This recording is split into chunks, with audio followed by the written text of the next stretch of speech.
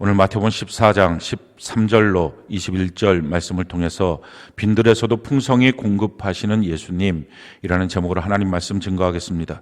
살아서 누린 천국, 죽어서 영원히 사는 천국, 마태복음 강의 80번째 시간입니다. 오늘 말씀은 우리가 잘 알고 있는 오병이어의 기적의 사건입니다. 물고기 2마리, 보리떡 5개로 장정만 5,000명, 그러니까 전체 추산하는 인원은 약 2만 명 정도가 빈들에서 이 모든 것을 먹고 12강주리가 남았다 하는 이 기적의 사건이 오늘 본문에 소개되고 있는 내용입니다. 요한복음 6장에는 이 동일한 말씀을 놓고 표적이라고 씁니다. 표적이라는 것은 단순하게 한 번 일어난 기적이 아니라 그 기적을 통해서 우리에게 가르쳐주는 교훈이 있다, 표시가 있다라는 것입니다. 그래서 우리가 오늘 이 말씀을 통해서 이 본문이 우리에게 가르쳐주고 있는 그 하나님의 교훈이 무엇인지 우리가 좀 깨닫게 되기를 바랍니다. 오늘 말씀을 통해서 우리가 예수님이 어떤 분인지를 발견할 수 있습니다. 첫 번째, 예수님은 우리를 사랑하시는 분이십니다. 우리 13절 14절 우리 같이 한번 한 목소리 한번 읽어봅시다. 시작. 예수께서 들으시고 배를 타고 떠나사 따로 빈들에 가시니 무리가 듣고 여러 고을로부터 걸어서 따라간지라.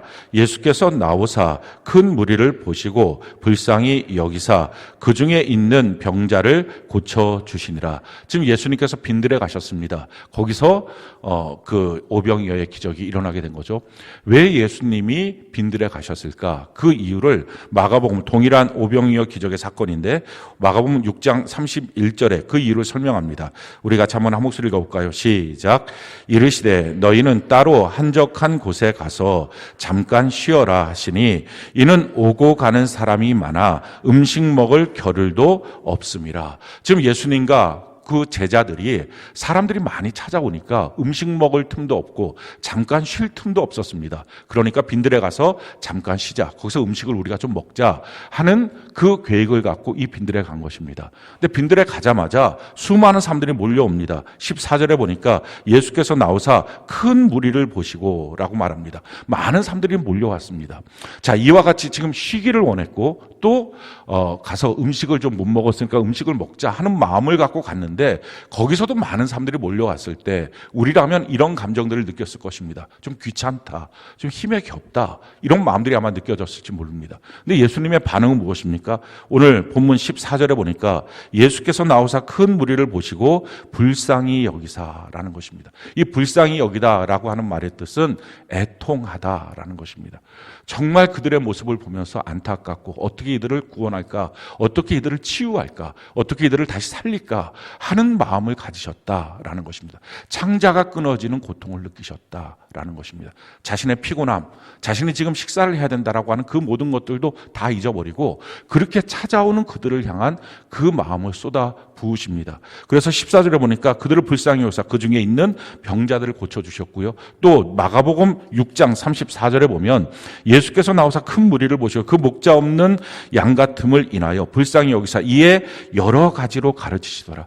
말씀을 전파하시고 가르치시고 또 그들의 연약한 것, 병든 것을 고쳐주시는 모습이 등장합니다. 그러니까 예수님께서 이 땅에 오셔서 하셨던 3가지 그 패턴이 있는데 그 3가지 패턴을 이렇게 말씀합니다. 마태복음 4장 23절 우리 같이 한번 읽어볼까요? 시작.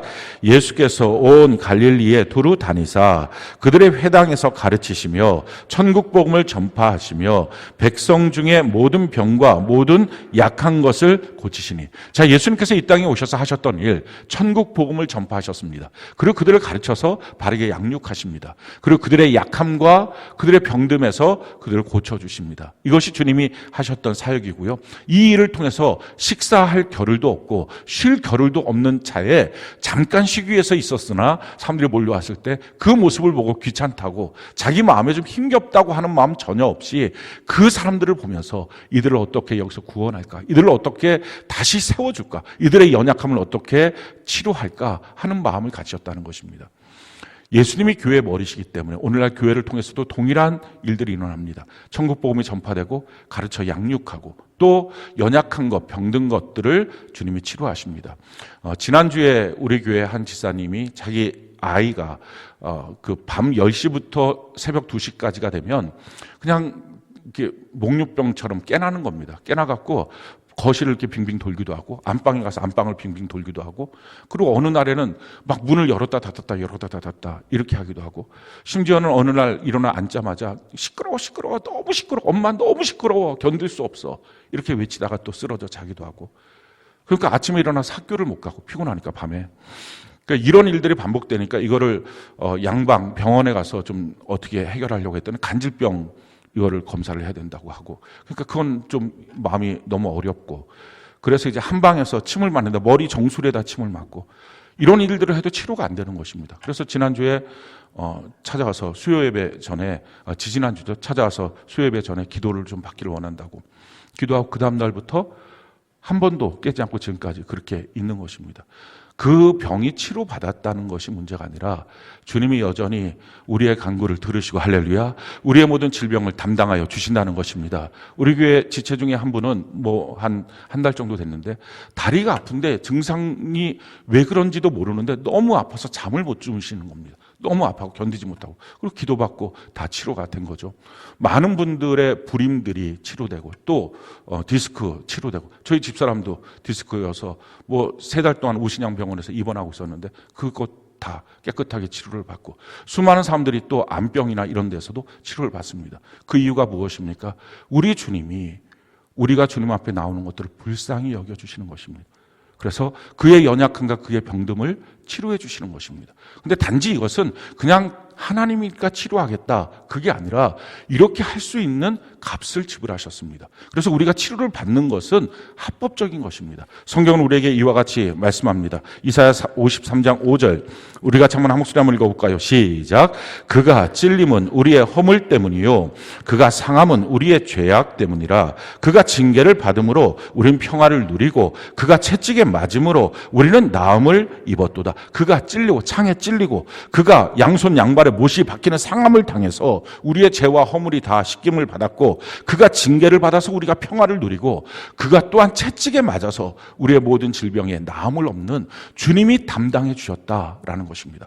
그래서 담당하셨기에 우리 보고 와서 기도하고 간구하고 주의 치유와 회복을 받으라 하는 것입니다. 마찬가지로 우리의 삶에 있는 그 저주가 있습니다. 가게 흐르는 저주라고 하는 가문마다 있는 그런 저주들이 있습니다. 그걸 끊을 수 있는 것 금이나 은으로 끊을 수 없고 베드로 전서 1장에 보니까 예수 그리스도의 피로 우리가 그걸 끊을 수 있다라고 분명히 말씀합니다. 성경은 이것을 우리에게 이렇게 말씀하죠. 갈라디아서 3장 13절로 14절 우리가 한번 한 목소리 읽어볼까요? 시작. 그리스도께서 우리를 위하여 저주를 받은 바 되사 율법의 저주에서 우리를 속량하셨으니 기록된 바 나무에 달린 자마다 저주 아래에 있는 자라 하였습니다. 이는 그리스도 예수 안에서 아브라함의 복이 이방인에게 미치게 하고 또 우리로 하여금 믿음으로 말미암아 성령의 약속을 받게 하려 함이라. 우리 가운데 있는 이 저주의 문제를 주님께서 십자가에 못 박혀 나무에 달려서 우리의 저주를 담당하셨으니 우리는 이 저주는 끊어지고 아브라함에게 주었던 하나님의 그 복이 우리에게 임할 수 있도록 만들어 주셨다는 것입니다. 뿐만 아니라 성경은 우리에게 이렇게 말씀합니다. 고린도서 8장 9절 우리가 한번 한 목소리 읽어볼까요? 시작. 우리 주 예수 그리스도의 은혜를 너희가 알거니와 부유하신 이로써 너희를 위하여 가난하게 되심은 그의 가난함으로 말미암아 너희를 부유하게 하려 하심이라. 그 부유하신 하나님이신 예수님이 이 땅에 오셔서 마구간 말고 가장 가난한 데 임하시고 마지막 십자가에 못 박혀 죽으실 때 입고 있었던 옷까지 다 뺏겨서 로마 병정이 가져가는 그렇게 아무것도 없는 존재가 되신 것은 우리의 가난을 그분이 담당하신 것이고 그분의 부여를 우리에게 주시기 위함이라는 것입니다. 그래서 예수님 안에서 우리가 이와 같은 하나님의 부여를 넉넉히 누릴 수 있게 되었다라는 것입니다. 우리 주님 우리를 사랑하십니다. 그래서 우리의 삶의 연약함과 우리의 삶의 고통과 우리의 삶의 방향 감각이 없는 이 모든 문제를 갖고 하나님께 나갈 때 하나님 만나주시고 우리에게 하나님의 사랑을 부어주셔서 그 모든 것으로부터 건져내시고 회복하여 주시는 것입니다. 두 번째, 예수님은 어떤 분이신가? 우리 15절 16절 오늘 본문 말씀 같이 한번 한 목소리 한번 읽어봅시다. 시작. 저녁이 되매 제자들이 나와 이르되 이곳은 빈들이요 때도 이미 저물었으니 무리를 보내어 마을에 들어가 먹을 것을 사 먹게 하소서. 예수께서 이르시되 갈 것 없다. 너희가 먹을 것을 주라. 자, 그렇게 하루 종일 예수님의 말씀을 들으면서 얼마나 은혜가 되고 기쁨이 있었겠습니까? 많은 병자들이 치료받고 귀신이 떠나가고 그 모습을 보면서도 너무 행복했을 것입니다. 시간 가는 줄 모르고 그렇게 가고 있다가 보니까 저녁 때가 됐습니다. 또 그것은 빈들입니다. 아무것도 먹을 것이 없는 때가 되었습니다. 제자들이 합리적인 결론을 내리죠. 예수님 이들을 보내서 각자 알아서 식사하게 하십시다 라고 말합니다. 근데 그때 예수님이 하시는 말씀이 아니야, 갈 것 없어, 너희가 먹을 것을 줘. 어떻게 보면 굉장히 황당한, 아무것도 없는 제자들한테 먹을 것을 주라 라고 지금 명령하시는 내용입니다. 지금 우리 삶에도 마찬가지죠. 은혜를 나누고 교회 안에서 서로 교제하고 기쁘고 행복하고 그러다가 돌아갈 각자의 삶의 터전이 있습니다. 그 각자의 삶의 터전에 대해서 사람들은 자기가 알아서 그 문제 풀고 살아야지 라고 생각을 합니다. 제자들처럼 각자 돌아가서 알아서 사 먹게 합시다. 근데 예수님 말씀 무엇입니까? 아니야, 너희가 먹을 것을 줘. 다른 말로 말하면 예수님은 우리의 삶의 모든 것들을 해결하여 주시는 분이십니다. 공급하시는 분입니다.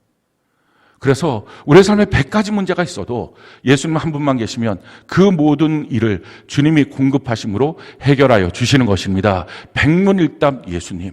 100가지 문제가 있어도 답은 하나, 예수님입니다. 우리가 각각의 문제를 붙잡고 있는 게 아니라 예수님을 붙잡는 은혜가 있기를 바랍니다. 하나님 계시면 되고 안 계시면 안 되는 것입니다. 성경이 우리에게 이와 같이 말씀합니다. 잠언 8장 17절로 18절 우리 같이 한번 읽어볼까요? 시작. 나를 사랑하는 자들이 나의 사랑을 입으며 나를 간절히 찾는 자가 나를 만날 것이니라. 부귀가 내게 있고 장구한 재물과 공의도 그러하니라. 주님을 찾고 주님을 만나게 되면 부귀와 장구한 재물과 공의와 이 모든 것들을 우리 주님이 우리에게 주신다라는 것입니다. 이 땅에 필요한 모든 것들 하나님이 우리에게 주신다라는 것입니다. 잠언 22장 4절 우리가 한번 목소리 읽어볼까요? 시작. 겸손과 여호와를 경외함의 보상은 재물과 영광과 생명이니라. 우리가 하나님을 온전히 믿게 될 때 재물도 영광도 생명도 하나님이 주십니다. 잠언 10장 22절 우리가 한번 목소리 읽어볼까요? 시작. 여호와께서 주시는 복은 사람을 부하게 하고 근심을 겸하여 주지 아니하시니라. 하나님은 우리에게 복을 주실 때 근심을 겸하여 주지 않는다라는 것입니다. 사업장을 갖는다는 것, 복을 우리가 받았다라고 말할 수 있죠. 그런데 그 사업장 때문에 얼마나 걱정 근심을 많이 합니까? 주님을 만나면 근심 없는 복이 된다는 거예요. 근심이 없는 사업장이 된다는 거예요. 자녀 키우는 것 얼마나 놀라운 하나님의 복입니까? 그런데 그 자녀 키우면서 얼마나 근심과 걱정이 많습니까? 그런데 하나님을 만나면 근심 없는, 자녀 때문에 근심하지 않는 진짜 복된 자녀로 된다는 것입니다. 가정의 삶, 물질 문제, 인간관계 문제 다 마찬가지입니다. 하나님은 우리를 빈손으로 돌려보내지 않고 공급하여 주시는 것입니다. 세 번째, 예수님은 어떤 분이신가? 17절부터 21절까지 우리 같이 한번 한 목소리 한번 읽어볼까요? 시작. 제자들이 이르되 여기 우리에게 있는 것은 떡 5개와 물고기 2마리 뿐이니이다. 이르시되 그것을 내게 가져오라 하시고 무리를 명하여 잔디 위에 앉히시고 떡 5개와 물고기 2마리를 가지사 하늘을 우러러 축사하시고 떡을 떼어 제자들에게 주시매 제자들이 무리에게 주니 다 배불리 먹고 남은 조각을 12바구니에 차게 거두었으며 먹은 사람은 여자와 어린이 외에 5,000명이나 되었더라. 지금 물고기 2마리, 보리떡 5개, 이 작은 것을 통해서 5,000명을 먹이고 12강주리가 남았다 하는 것입니다. 근데 이 기적의 씨앗이 무엇이었습니까? 물고기 2마리, 보리떡 5개를 한 어린아이가 주님 손에 드린 것입니다. 이것을 요한복음에서 이렇게 말씀을 하죠. 요한복음 6장 9절 우리가 한번 읽어볼까요? 시작. 여기 한 아기가 있어 보리떡 5개와 물고기 2마리를 가지고 있나이다. 그러나 그것이 이 많은 사람에게 얼마나 되겠사옵나이까. 이 작은 헌신을 귀히 여기는, 소중히 여기시는 우리 예수님은 우리의 작은 헌신을 소중히 여기시는 분이십니다. 그걸 갖고 이 놀라운 기적을 이루었습니다. 자, 그렇다면 만약에 이 작은 헌신이 없었다면 이 기적을 이룰 수 없었을까요? 아닙니다. 예수님 충분히 이루실 수 있죠. 무에서 유를 만드시고 우주 만물을 아무것도 없는 곳에서 만드시는 분이십니다. 그렇다면 왜 이것을 요구하실까요? 이유는 한 가지예요.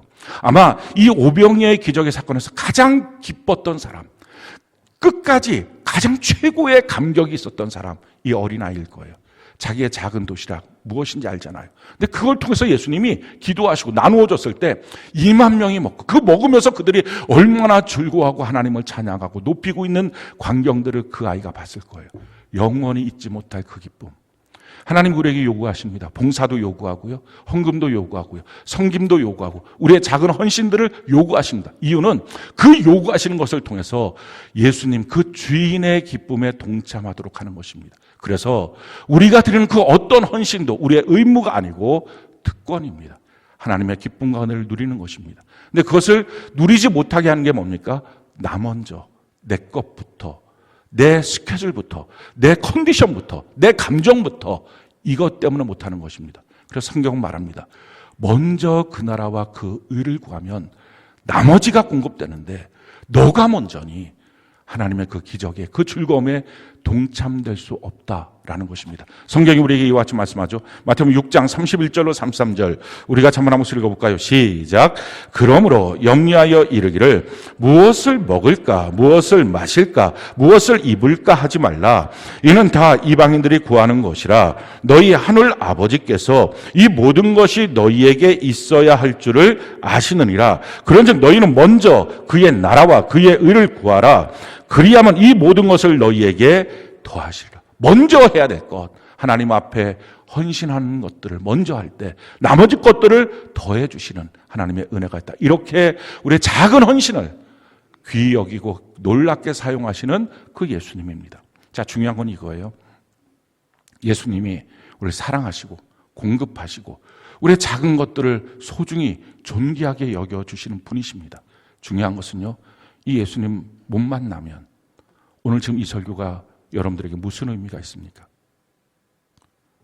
말로만 듣고 가는 것 무슨 가치가 있고 무슨 의미가 있습니까? 오늘 한국교회가 또 오늘날 전 세계에 있는 교회들이 설교하면서 말로 예수님이 이렇습니다, 하나님이 이렇습니다, 다 말합니다. 근데 문제는 그 하나님을 만나지를 못하는 거예요. 실제가 없는 거예요. 자, 그러다 보니까 마음이 어떻습니까? 실제가 없다고 생각하니까 그때부터 요구하는 게 뭐예요? 좋은 얘기, 편안한 얘기. 사랑하죠. 천국 가요. 복 받아요. 실제가 없는데 거기서 책망받을 얘기, 훈계받는 얘기 못 알아듣고 싶습니까? 그러니까 그냥 편안한 얘기 듣고, 그리고 교회 나와서 사람들 만나갖고 그냥 그 사람들하고 교제하고 간단한 식사하고 커피 마시고 이렇게 좀 가벼운 교제하고 돌아가고, 이게 신앙생활, 종교생활이라고 착각하고 사는 것입니다. 그런데 실제가 있다면 이렇게 사는 것처럼 저주스러운 게 뭐가 있습니까? 성경 말씀이 다 실제고, 실제로 주님이 계시고 실제로 천국이 있다면 그걸 제대로 모르고 알지도 못하면서 교회만 왔다 갔다 하는 것처럼 재앙 같은 것이 뭐가 있을까요? 여러분들은 예수님 만나셨습니까? 그 예수님 반드시 만나시고 그 예수님을 정말로 믿어야 합니다. 자, 그 예수님 어떻게 만나고 어떻게 믿나요? 문제는요, 예수님을 만나는 방식도 이제 교회가 다 잃어버린 거예요. 예수님을 믿는 길도 다 잃어버린 거예요. 예수님을 어떻게 만날 수 있어요? 예수님이 이 땅에 왜 오셨는지를 알아야 만나잖아요. 예수님이 이 땅에 왜 오셨습니까? 성경은 우리에게 이와 같이 말씀합니다. 마태복음 1장 21절 우리 같이 한번 목소리 읽어볼까요? 시작. 아들을 낳으리니 이름을 예수라 하라. 이는 그가 자기 백성을 그들의 죄에서 구원할 자임이라 하시니라. 자, 예수님 이 땅에 오신 이유, 우리를 죄로부터 구원하시기 위해서 오신 것입니다. 따라서 예수님을 만나는 방법은 자기의 죄를 자각하고 나의 죄를 속량하시기 위해서 십자가에 못 박히신 예수님을 만나야 됩니다. 그게 예수님 만나는 거예요. 우리의 죄의 문제가 무엇이라고요? 성경 말합니까? 로마서 3장 23절 24절 우리 같이 한번 목소리 읽어볼까요? 시작. 모든 사람이 죄를 범하였음에 하나님의 영광에 이르지 못하더니 그들이 그리스도 예수 안에 있는 속량으로 말미암아 하나님의 은혜로 값없이 의롭다 하심을 얻은 자 되었느니라. 모든 사람이 죄를 범해서 하나님 앞에 설 수 없습니다. 하나님의 공급을 받을 수도 없고 우리가 드리는 모든 예배가 하나님과 관계가 없는 것이 되었을 뿐만 아니라 영원한 천국에도 들어갈 들어갈 수 없는, 하나님 앞에 설 수 없는 자가 된 것입니다. 이 문제를 처리하시기 위해서, 우리를 죄로부터 건져내시기 위해서 예수님이 이 땅에 오신 것입니다. 그래서 예수님 만나기 위해서는 반드시 나의 죄가 무엇인지를 깨닫고 자각하고 이 죄의 결과가 무엇인지를 알고 십자가에서 처절하게 몸부림치며 나의 죄를 속량하신 예수님을 만나봐야만 합니다. 병 걸렸다 치료받고 만나는 게 아니라, 가난했다가 부유돼서 만나는 것 아니라, 이런 식으로 만나는 것은 다시 한번 만나야 돼요. 예수님을, 나의 죄를 속량하신 예수님으로 온전하게 다시 만나야 합니다. 그런데 그렇지 않고 대충 만나니까 실질적으로는 예수님을 못 만난 것입니다. 예수님은 어떻게 우리의 죄를 속량하셨나요? 성경은 우리에게 이와 같이 말씀합니다. 에베소 1장 7절, 우리 같이 한번 읽어볼까요? 시작. 우리는 그리스도 안에서 그의 은혜의 풍성함을 따라 그의 피로 말미암아 속량 곧 죄사함을 받았느니라. 무엇으로 죄사함을 받았습니까? 그의 피로. 그가 처절하게 물가피를 다 쏟고 양손 양말에 못 박히고 가시면류관 쏟고 채찍 맞고 옆구리에 창 박히는 그 처절한 고통으로 그 피를 쏟아서 그 피로 속량을 받은 것입니다. 죄를 씻김을 받은 거예요. 제가 수유동에서 우리 세종학교에 개척하고 있을 때, 개척 초기였습니다. 그때 그 교회에 섬겼던 한 자매님이 자기 남편 좀 전도해달라고, 알겠다고. 근데 남편이 어떤 분이냐, 구원파에 있는 사람인데 너무 답답하고 너무 무섭다고. 저는 근데 그 말이 무서운 말인지 몰랐어요. 구원파에 대해서도 제가 정확하게 또 잘 몰랐던 거죠. 그래서 가자고. 그래서 집으로 갔어요. 남편 계신다고 갔습니다. 제가 집에 도착하자마자 그 남편이 그 아내를 보자마자 주먹으로 그 아내를 팍 치는 거예요. 완전히 피가 툭툭툭 떨어지고, 그 조그만했던 그 자매님은 벽에 꽉 쳐받아서 옆에 쓰러져 있고. 그런데 그때 그 남편이 땡큐 그러는 거예요. 그 처절하게 피비린내 나는 그 잔인함, 그 괴기스러운 장면, 저는 잊을 수가 없어요. 너무 황당했어요. 이게 지금 뭐 하는 짓입니까? 그랬어요. 그분이 이런 말을 해요.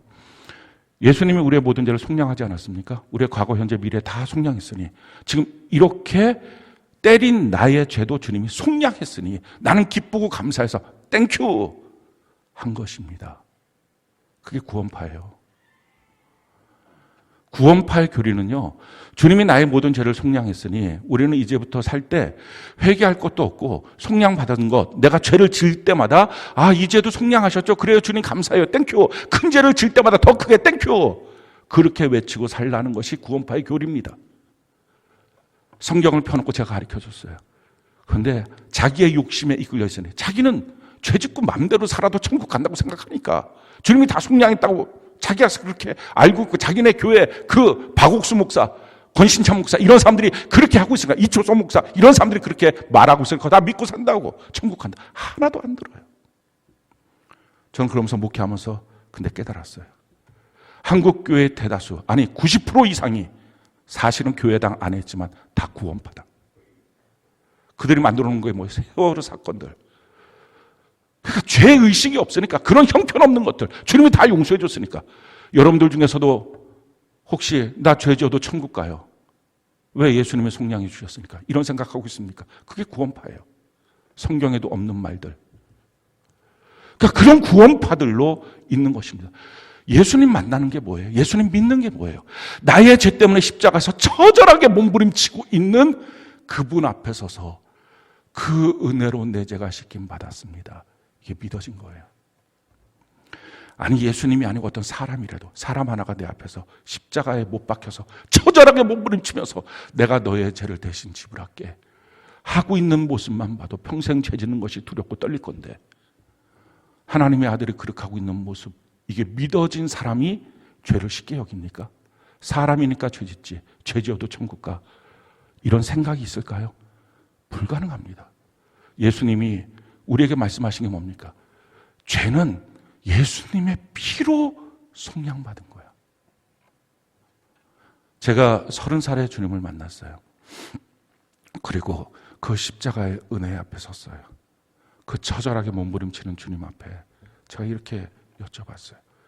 저처럼 쓰레기 같은 것을 왜 구원하시려고 주님 그 피를 흘리셨어요? 그때 주님 말씀하셨어요. 내가 너 사랑해서. 저는 그 주님의 음성을 잊을 수가 없어요. 그러고 나서 그때부터 성경을 보기 시작했어요. 제가 그전까지 신학 공부도 다 했고 교회에서 전도사도 다 했고 저는 다 안다고 생각했던 사람이에요. 근데 제가 주님을 만나고 난 다음부터 저는 하나도 모른다는 걸 알았어요. 구원이 뭔지, 내가 지금까지 믿었던 예수님 나 믿어요, 나 구원 받아요, 이게 다 얼마나 처절한 거짓말인지, 정말 믿는다고 하면 죄 앞에 이렇게 나댈 수 없구나, 이걸 알았어요. 그래서 성경을 통해서 이제 예수님을 제대로 만나보자, 성경을 읽기 시작했어요. 그렇게 성경을 읽으면서 날마다 저는 주님 앞에 이런 기도를 했어요. 주님, 구원하신 그날, 나의 죄를 속량하신 그날 나를 죽여서 천국 가야지 왜 살려놨습니까? 왜요? 나는 주님이 나의 죄 때문에 얼마나 고통스럽게 그렇게 십자가에 몸부림쳐서 내 죄가 속량받았다는 것을 딱 믿어지고 깨달아졌거든요. 사실은 환상으로 그 현장도 가봤어요. 그런데 그 사실 앞에, 그러니까 죄가 너무 싫은 거예요. 그 벌 받을까 봐 싫은 게 아니라 주님 마음을 너무 아프게 하니까 그게 싫은 거예요. 주님이 나를 얼마나 사랑하시는지 내가 아니까. 그러니까 그게 또 죄짓고 또 죄짓고, 주님 이게 너무 싫어요. 근데 제가 제 몸을 또 아는 거예요. 나는 죄장아치라서 죄를 벗어날 길이 없는 거예요. 여전히 죄짓는 거예요. 성경을 읽으면서 또 결심해요. 결심했지만 조금 시간이 지나면 또 반복해서 또 죄짓고 또 죄짓고, 이게 저의 삶이었어요. 아니 저를 죽여서 천국 가야지 이렇게 죄짓게 만들어 놓으면 주님 저 어떻게 하면 좋냐고. 그렇게 하고 있다가 로마서 6장이 침례에 대한 말씀이거든요. 그 로마서 6장까지 왔을 때 저는 쾅 치는 주의 말씀을 받았어요. 그게 두 번째 저에게 다가온 복음이었어요. 그 로마서 6장 6절이에요. 우리 같이 한번 한 목소리 한번 읽어볼까요? 로마서 6장 6절 같이 한 목소리 시작. 우리가 알거니와 우리의 옛사람이 예수와 함께 십자가에 못 박힌 것은 죄의 몸이 죽어 다시는 우리가 죄에게 종노릇하지 아니하려 함이니. 저는 저 자신에 대해서 죄 지을 수밖에 없지, 사람이니까 죄 짓지 뭐, 죄 지어도 어떻게, 큰일 났다, 주님이 그렇게 피 흘리고 그랬는데 나를 위해서 또 한 번 피 흘리실까, 그게 너무 죄송스럽게 하지만 그래야지만 나 천국 가니까, 이런 생각들을 갖고 성경을 읽고 있다가 큰 충격은 나의 몸을 침례 받을 때 죄 짓지 않는 몸으로, 죄된 몸은 죽었고 죄 짓지 않는 몸으로 새롭게 주님이 만들어 놓으셨다, 이 충격적인 말씀을 받았어요. 와, 그때 느꼈던 마음은 이거예요. 나 이제 죄 짓지 않고 살 수 있구나, 주님 날 그렇게 바꿔놨구나. 그러나서 요한일서 3장 9절에 이렇게 주님이 아주 도장을 찍어주신 거예요. 같이 한번 한 목소리 읽어볼까요? 시작. 하나님께로부터 난 자마다 죄를 짓지 아니하나니 이는 하나님의 씨가 그의 속에 거함이요 그도 범죄하지 못하는 것은 하나님께로부터 났습니다. 하나님께로부터 난 자들은 죄 짓지 않는다, 범죄할 수 없다, 하나님의 씨가 있으니 죄 지을 수 없다. 이 말씀이 너무 놀라운 복음이었어요. 그래요, 주님 나 이제 죄 지을 수 없는 자예요. 죄 짓지 않고 사는 자예요. 제가 이걸 믿었어요. 그럼에도 불구하고 제 마음속에 여실히 드러나는 저의 현상은 있었어요. 죄를 짓잖아 지금. 근데 말씀을 이렇잖아. 그때 갈등은 이거였습니다. 그럼 나 구원받지 못한 거야? 그때 그 사건은 그냥 환상이 아무것도 아닌 거야? 그 갈등 속에 있을 때 죄를 이기는 방법, 이제는 죄 짓지 않고 승리하며 하나님의 말씀대로 순종하며 살 수 있는 방법을 주님이 가르쳐 주셨어요. 그게 로마서 6장 11절 말씀이에요. 로마서 6장 11절 우리 같이 한번 목소리 읽어볼까요? 시작.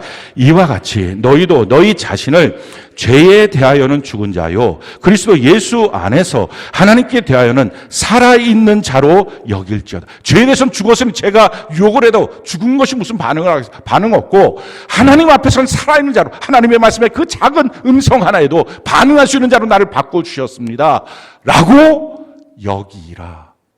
그렇게 생각의 전환을 하라라는 것입니다. 너무 놀랍게 깨달았어요. 그러고서 본 거는요, 제 안에 자동 조정 장치가 있다는 걸 알았어요. 여러분들이 운전하시는 분들은 다 압니다. 운전할 때 커브를 틀 때 이렇게 커브를 틀잖아요. 그러다가 손을 탁 놓으면 그 핸들이 저절로 휙 하고 딱 원래 상태로 돌아갑니다. 자동 조정 장치가 있는 거예요. 내 마음의 자동 조정 장치는 죄가 들어오고 사탄이 들어오고, 그러고 나서 이 자동 조정 장치는 지옥을 향한 거예요. 죄를 향한 거예요. 말씀을 향하는 게 아니라 아주 마귀를 향하고 산 거예요. 그러니 마귀가 주는 생각이 항상 정상이었어요. 그것이 내 마음이니까. 그러다가 어쩌다 정말 하나님의 은혜를 받고 나면 힘써 죄를 안 지려고 애를 써요. 내가 힘을 써서 핸들을 돌리듯이 그렇게 해놓는 거예요. 그런데 어느 순간 내가 잠깐 딴전을 피우거나 잠깐 내가 힘이 빠지면 휙 놓는 순간에 다시 옛날로 돌아가는 거예요. 나는 자동 조정 장치. 근데 주님 말씀하시는 거, 이제 생각의 전환을 해라. 너의 자동 조정 장치가 바뀌는 거야. 너의 조정은 천국을 향하는 거야. 할렐루야. 말씀을 향하고 주님을 향하는 거야. 이렇게 바꾸는 거였어요. 바꾸고 나서 보니까 뭐가 정상이고 뭐가 비정상인지 그때부터 보인 거예요. 사람들은 어떻게 생각해요? 죄 짓고 있는 자기 자신이 정상이에요. 그러니까 죄 안 짓는다 이 말씀을 모르기도 하고 이 말씀이 성경에 있습니다라고 가르쳐줘도 아니 어떻게 그렇게 살아 사람이. 뭐예요? 자기가 정상이고 하나님의 말씀이 비정상이라는 거예요. 자기가 정상이고 하나님께서 하시는 일들이 비정상이고 성경이 비정상이고. 그러니까 많은 사람들이 성경을 보면서 설교를 들으면서 아이 그거 어떻게 돼? 내가 보니까 내 주변을 보니까 자기로부터 시작한 이 주변 자기 것 자기 생각 이게 다 정상. 하나님은 비정상. 하나님이 비정상이고 마귀가 정상인 사람이 어떻게 천국 갑니까? 하나님이 비정상인데 하나님의 말씀이 비정상인데 자기 생각이 그런 사람이 어떻게 그리스도인이고 어떻게 천국 갑니까? 여러분 예수 믿는다는 게 뭔지 아십니까? 성경은 우리에게 이와 같이 말씀하십니다. 골로새 3장 10절 우리 같이 한번 읽어볼까요? 시작. 새 사람을 입었으니 이는 자기를 창조하신 이의 형상을 따라 지식에까지 새롭게 하심을 입은 자. 지식이 바뀐 거예요. 내가 알고 있는 생각의 틀이 바뀌어진 거예요. 예수 믿는다는 게 뭐냐? 세상이 정상이라고 생각하고 그렇게 세상살이 하는 것이 정상이지 사람은 원래 그렇게 살지. 사람이니까 죄짓고 죄지어도 뭐 예수 믿는 사람도 죄짓고 죄지어도 천국까지 이렇게 자기 마음대로 생각했던 것이 정상. 죄 안 짓는 게 그리스도인이고 죄 지으면 천국 못 가. 사람은 죄지라고 만든 존재가 아니야. 이렇게 알고 있는 성경이 비정상. 왜? 자기 주변에 그런 사람이 없고 자기도 그렇게 안 사니까 그게 비정상이라고 여겼던 사람이 어떻게 죽어서 천국 가요? 천국이 비정상인데 하나님이 비정상인데 자기 생각에 마귀가 정상인데 예수 믿는 게 뭐예요? 구원이 뭐예요? 양육이 뭐예요? 이렇게 세상이 정상이라고 여겼던 사람이 하나님의 말씀이 정상이다. 이것이 옳은 것입니다. 라고 자기의 생각을 틀을 바꾸는 것. 이게 예수 믿는 것이고요. 이게 양육이에요. 그러니 교회는 수없이 나와도 생각이 안 바뀐 사람, 여전히 세상 사람. 생각해 보십시오. 어느 날 자기가 불평하고 투덜투덜해요. 불평하고 투덜투덜하는 이유가 뭐예요? 자기로부터 나온 거예요. 왜? 자기가 정상, 그렇게 안 하고 있는 교회, 말씀, 하나님이 비정상. 이 마음이 어떻게 예수 믿는 사람이냐고요. 자기 믿는 사람이지. 사랑하는 성도 여러분, 사람은 죄지라고 만들어진 존재가 아니에요. 선하신 하나님 사람을 만들어놨어요. 그 선하신 하나님이 아담과 하와를 만들었을 때 죄지으라고 만들어놨나요? 그렇지 않아요. 하나님과 동행하도록 만들어 놓으신 거예요. 성경 뭐라고 말합니까? 이렇게 말하고 있어요. 베드로서 1장 4절 우리가 한번 한번 읽어볼까요? 시작. 이로써 그 보배롭고 지극히 큰 약속을 우리에게 주사 이 약속으로 말미암아 너희가 정욕 때문에 세상에 썩어질 것을 피하여 신성한 성품에 참여하는 자가 되게 하려 하셔. 사람은 정욕으로 세상에 썩어지는 존재가 아니라 신성한 성품, 하나님의 성품에 참여해서 하나님과 동행하는 자로 사는 것. 이게 하나님 만드신 목적입니다. 근데 죄가 들어서 타락해서 그 목적을 상실했어요. 전적 타락이죠. 근데 예수님의 십자가로 다시 속량마다 회복됐어요. 뭐가 된 거예요? 하나님과 동행할 수 있는 사람, 죄짓지 않는 사람으로 바뀌어진 거예요. 사람은 죄짓는 게 아니라 죄인이니까 죄짓는 거고 사람은 죄짓지 않는 것이고 예수 믿는 사람은 죄짓지 않는 것이고 영원한 천국은 죄지으면 못 가는 것입니다. 이게 정상이라고 여기는 사람이 설사 지금 죄가 있어도 기어코 자기의 죄를 짓지 않는 자로 바뀌어지지 않겠어요? 그게 비정상이니까. 근데 죄 짓는 게 어쩔 수 없는 사람이지 예수 믿어도 죄 짓지 죄 지어도 천국까지 이 사람이 어떻게 평생 산다고 죄를 없애겠어요? 자기 마음에 이미 죄가 허용되어 있는데 주님이 가르쳐준 죄를 이기는 방법 생각의 전환이에요. 예수 믿는 건 뭐예요? 생각이 바뀌는 거예요. 생각이 안 바뀌고 교회당만에 와서 앉아있는 삶이 뭐예요? 그게 종교인이에요. 사랑하는 성도 여러분, 정말 예수님 만나셨습니까? 다른 말로 말할게요. 생각 바뀌었습니까? 성경이 정상, 교회가 정상, 내가 비정상, 세상이 비정상, 마귀가 비정상 이렇게 확실하게 갈라지셨나요? 이걸 어떻게 하면 이렇게 될 수 있어요? 예수 믿는 것, 예배당에 나와서 왔다 갔다 한다고 예수 믿는 게 아니라, 교적을 두었다고 예수 믿는 게 아니라, 예수 믿는 것은 하나님의 말씀을 읽는 것입니다. 제가 하나님의 말씀을 발견하고 난 다음 그다음부터 말하는 거예요. 성경 안 읽는 그리스도인은 그리스도인이 아니다라는 거예요.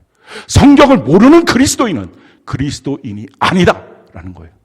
그 사람이 어떻게 예수 믿는 사람이고 그 사람이 어떻게 그리스도인일 수 있습니까? 성경이 뭐라고 말하는지도 모르는데, 그럼 그 사람의 머릿속에 쌓여있는 건 뭘까요? 자기 자신밖에 없을 거 아니에요. 그러니까 자기 자신밖에 없는 그 사람이 판단하고 얘기하고 불평하고 원망하는 모든 것들, 세상 사람이잖아요. 그게 바뀌어져요. 성경을 읽음으로 바뀌어지는 것입니다. 성경이 우리에게 이와 같이 말씀합니다. 디모데후서 3장 15절로 17절 우리 같이 한번 읽어볼까요? 시작. 또 어려서부터 성경을 알았나니 성경은 능히 너로 하여금 그리스도 예수 안에 있는 믿음으로 말미암아 구원에 이르는 지혜가 있게 하느니라. 모든 성경은 하나님의 감동으로 된 것으로 교훈과 책망과 바르게 함과 의로 교육하기에 유익하니 이는 하나님의 사람으로 온전하게 하며 모든 선한 일을 행할 능력을 갖추게 하려 함이라. 성경 안에서 구원에 이르는 길이 있는 것입니다. 그 성경을 통해서 제대로 믿고 제대로 온전하게 되는 것입니다. 그리고 성경을 통해서 알았으면 그 다음부터 어떻게 합니까? 진짜 자기의 삶과 자기의 마음과 생각들이 다듬어져야 합니다. 무엇을 통해서요? 셀교회를 통해서, 교회를 통해서. 성경은 우리에게 이렇게 말합니다. 에베소 4장 13절 16절 같이 한번 한 목소리 읽어봅시다. 시작. 우리가 다 하나님의 아들을 믿는 것과 아는 일에 하나가 되어 온전한 사람을 이루어 그리스도의 장성한 분량이 충만한 데까지 이르리니 그에게서 온 몸이 각 마디를 통하여 도움을 받음으로 연결되고 결합되어 각 지체의 분량대로 역사하여 그 몸을 자라게 하며 사랑 안에서 스스로 세우느니라. 우리가 그리스도의 장성한 분량에 이르러야 한다. 요한일서 3장 5절 6절 7절에 보면 너희를 미혹하게 하지 말라. 미혹당하는 일을 받지 말라. 그리스도 안에서 의롭게 사는 자는 예수님처럼 의롭게 살 수 있다라고 말씀합니다. 지금 여러분들의 생각은 혹시 어떨까요? 아유, 무슨 엉강성실. 그게 비정상이에요. 그 생각이. 예수님처럼 살 수 있다. 이게 성경이 말하는 정상이에요. 이게 정상적인 그리스도인이에요. 어떻게 그렇게 바뀌어집니까? 마디를 통하여 서로 연결되고 상합해서. 그래서 셀로 모여서 그 안에 뿌리를 내리지 않으면 온전한 그리스도인이 될 수 없습니다. 전도서 4장 12절에 한 사람이면 망하는 것입니다. 성경 읽지 않는 그리스도인, 자기 혼자 왔다 갔다 하는 그리스도인이 어떻게 그리스도인이 될 수 있습니까? 이유는 종교인이니까. 그냥 관념적으로 예수님이 나의 죄를 속량하셨다. 실제로 그 사건 앞에 자기가 서본 적도 없고 자기의 죄에 대해서 처절함을 갖지도 못했고 그러니 죄 짓는 거 별 문제 없다고 착각하고 사는, 교회만 나오면 되지라고 생각하는 그 모습들. 이것이 오늘 한국교회의 가장 큰 비극입니다. 우리가 그러므로 어떻게 주님을 이제 만나야 될까요? 성경은 주님을 만나는 길을 이렇게 말씀하고 있어요. 예레미야 29장 13절 우리가 한번 한 목소리 한번 읽어볼까요? 시작. 너희가 온 마음으로 나를 구하면 나를 찾을 것이요 나를 만날. 너희가 온 마음, 전심으로. 호기심 말고 전심으로. 주님 못 만나면 견딜 수 없다는 그 마음으로 주님을 찾으면 다 만난다라는 것입니다. 주님 우리를 빈손으로 돌려보내지 않습니다. 저는 이 말씀을 묵상하다 한 가지 놀라운 사실을 깨달았어요. 우리가 교회 나오는 거 누구든지 다 힘든 결단을 하고 많은 희생을 하면서 나옵니다. 모태신앙들은 저처럼 모태신앙들은 잘 모릅니다. 늘상 어렸을 때부터 교회를 나왔으니 그것이 뭐 큰 희생이 있고 뭐 그냥 생활의 한 패턴이기 때문에 큰 결단이라고 생각 안 합니다. 그런데 이 모태신앙들도 자기가 안 했던 것을 요구하면 그것 때문에 갈등하고 힘들어합니다. 대단한 에너지를 써야만 그게 됩니다. 큐티하라는 것, 날마다 성경 읽으라는 것, 일기 쓰라는 것, 셀로 모이라는 것, 전도하라는 것, 이렇게 안 했던 걸 하라 그러면 또 힘겨워하고 갈등하고 이거 안 해도 되지 않냐고 이런 얘기들을 합니다. 말도 안 되는 얘기죠. 그거 안 하면서 어떻게 그리스도인이에요. 그런데 이런 모태신앙 말고 하물며 처음 교회 오신 분들은 얼마나 힘들까요? 교회 오는 거 자기가 얼마나 많은 결단을 했을까요? 근데 그 많은 결단을 하고 교회를 와서 고작 정신적 위안이나 받고 돌아갑니까? 고작 별 필요 없는 사람들 만나고 밥 한 끼 먹고 커피 한 잔 마시고 돌아갑니까? 이게 교회 생활인 것이라면 그게 얼마나 초라한 것입니까? 진짜 예수님을 만나야 그 삶이 변화되죠. 우리가 전심으로 주님을 찾으면 주님 만난다는 거예요. 그런데 전심으로 주님을 찾기 위해서 필요한 게 있어요. 한 가지가 있어요. 그건 바로 자기보다 조금 더 먼저 믿은 사람이에요. 오늘 이 설교를 들으면서 여러분들 가운데 좋겠다. 목사님 그렇게 만났구나. 목사님이니까 그렇구나. 또 심지어는 셀에 가서 셀장님이니까 그렇구나. 그러니까 그런 사람들은 그냥 그런 사람. 나는 뭐 어쩔 수 없지. 근데 그렇게 생각하는 그 사람이 자기와 비슷한데 자기보다 조금 더 먼저 믿은 그 사람이 진짜 예수님을 만나고 진짜가 있다. 변화된 삶이 나타나기 시작하는 모습을 봤을 때 그 마음에 나도 예수님 만나야 되겠다.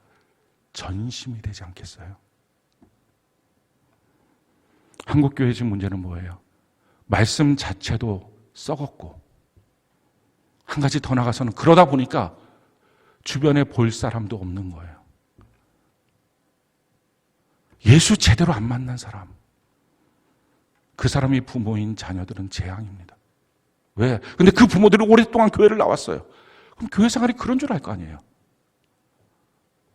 한 가정 안에서 먼저 믿은 사람이 예수님 제대로 못 만나고 그냥 종교인으로 왔다 갔다 하고 그게 예수 믿는 거라고 말하고 있는 그 가정에 있는 사람들, 그건 재앙이에요.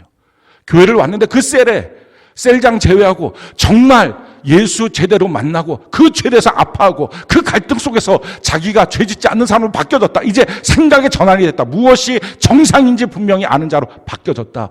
이런 사람이 하나도 없는 셀, 그건 지옥문이에요.